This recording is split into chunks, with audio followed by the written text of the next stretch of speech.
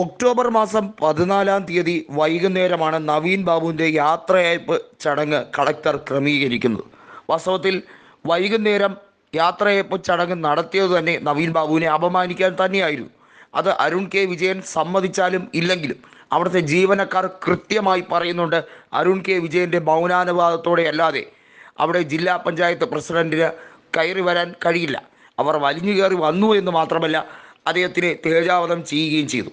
എന്നാൽ ഗീതയുടെ report, confidential report കേന്ദ്രത്തിന് അയച്ചു കൊടുക്കാനുള്ള നിർണായക നീക്കം വലിയ തോതിൽ സർക്കാരിന്, അതായത് പിണറായി സർക്കാരിന് ഇടിവെട്ടേറ്റതുപോലെ ആയി കഴിഞ്ഞിരിക്കുകയാണ്.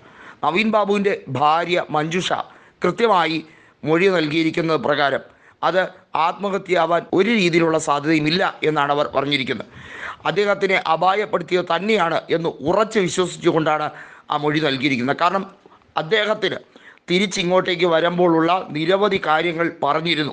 തിരിച്ച് നാട്ടിൽ വന്ന് ചുമതലയെടുത്താൽ കൃത്യമായും ചെയ്യേണ്ട പ്ലാനുകളെ പറ്റി വിശദമായി തന്നെ തന്നോട് സംസാരിച്ചിരുന്നു എന്ന് മഞ്ജുഷ പറയുമ്പോൾ അദ്ദേഹം ഒരിക്കലും ആ കടുങ്കൈ ചെയ്യില്ല എന്ന് ഉറപ്പിച്ച് പറഞ്ഞിരിക്കുകയാണ് തഹസീൽദാരായിട്ടുള്ള മഞ്ജുഷ മറ്റൊരു കാര്യം കൂടി പറഞ്ഞിരിക്കുന്നത്, ഒക്ടോബർ വൈകുന്നേരം 14-ാം തീയതി കൃത്യമായും അദ്ദേഹത്തിനെ തട്ടിക്കൊണ്ടുപോയി എന്ന് ഉറപ്പിക്കുന്ന സാഹചര്യമാണ്. റെയിൽവേ സ്റ്റേഷനിലെ CCTV ദൃശ്യങ്ങളിൽ വ്യക്തമല്ല എന്നുള്ളതാണ് ഏറ്റവും വലിയ സത്യം. അദ്ദേഹം റെയിൽവേ സ്റ്റേഷനിലേക്ക് പോയോ ഇല്ലേ എന്നുള്ളതിന് ഇപ്പോഴും വ്യക്തതയില്ല.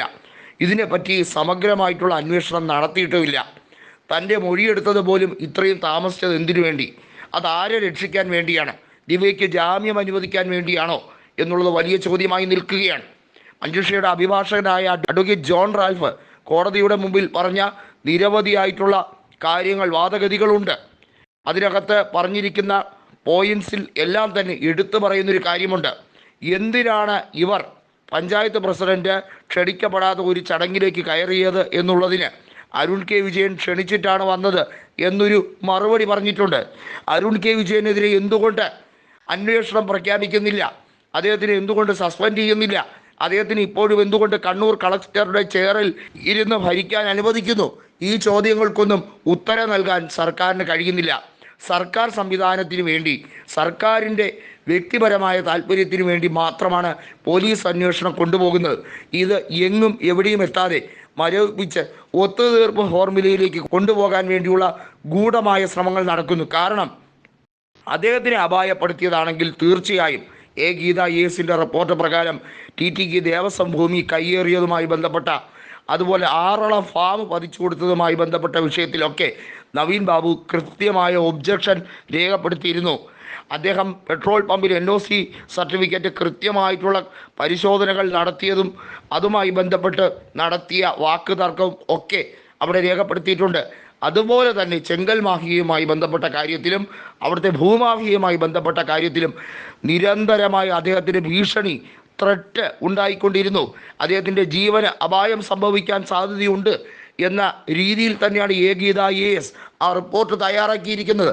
ആ റിപ്പോർട്ട് വരെ പൂഴ്ത്തി വെച്ച് ജനങ്ങളെ കബളിപ്പിക്കുന്ന ഒരു സർക്കാരാണ് ഇപ്പോൾ ഉള്ളത് എന്ന് വ്യക്തമാകുന്ന സാഹചര്യത്തിലൂടെയാണ് കാര്യങ്ങൾ പോകുന്നത്. ഇതാണ് അഡ്വക്കേറ്റ് ജോൺ റാൽഫ് പറഞ്ഞിരിക്കുന്നത്.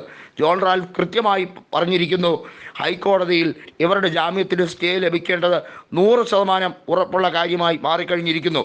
ഇതില്ലെങ്കിൽ ഞങ്ങൾ കൂടുതൽ കർശനമായിട്ടുള്ള നീക്കത്തിലേക്ക് പോകും. ഇതിന് മുകളിലും കോടതിയുണ്ട്. ഹൈക്കോടതിയിൽ ഞങ്ങൾക്ക് പരിപൂർണമായ വിശ്വാസമുണ്ട്. എങ്ങനെയാണോ സെഷൻസ് കോടതി ചില കാര്യങ്ങൾ ഒഴിവാക്കിയത്, അതുമായി ബന്ധപ്പെട്ട വിശദമായ പരിശോധന ഹൈക്കോടതിയിൽ നടക്കും. അവരുടെ ജാമ്യം സ്റ്റേ ചെയ്യപ്പെടുന്ന ഒരു സാഹചര്യം ഉണ്ടാകും എന്ന് ഉറപ്പിച്ച് പറഞ്ഞിരിക്കുകയാണ് അഡ്വക്കേറ്റ് ജോൺ റാൽഫ്.